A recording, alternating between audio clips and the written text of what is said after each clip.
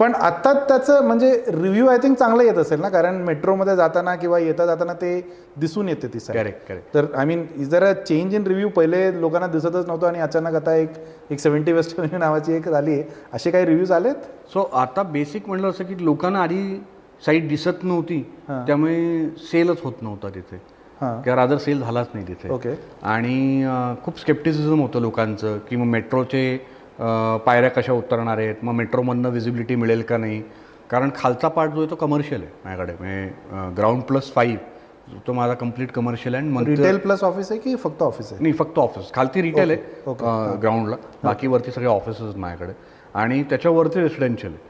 तर त्यामुळे ती साईट लोकांना दिसत नव्हती, त्यामुळे सेल त्यावेळेला झाला नाही. आणि ज्यावेळेला बिल्डिंग पूर्ण झाली त्यावेळेला म्हणलं मग आता वास्तू तशी उभी राहिली आहे, तर मग आता सेल करायचं कशाला. नाही, पण आय मीन जेव्हा मी मुंबईवरून येतो तर मेट्रो उतरलं आणि माझं ऑफिस इकडे, it's a fantastic location. I think rental किंवा लिझिंग जास्त मिळत म्हणून मग तोपर्यंत म्हटलं ना, मेट्रो उभी राहिली होती, आपल्याला सगळ्यांना मेट्रोचं महत्त्व कळायला सुरू झालं होतं.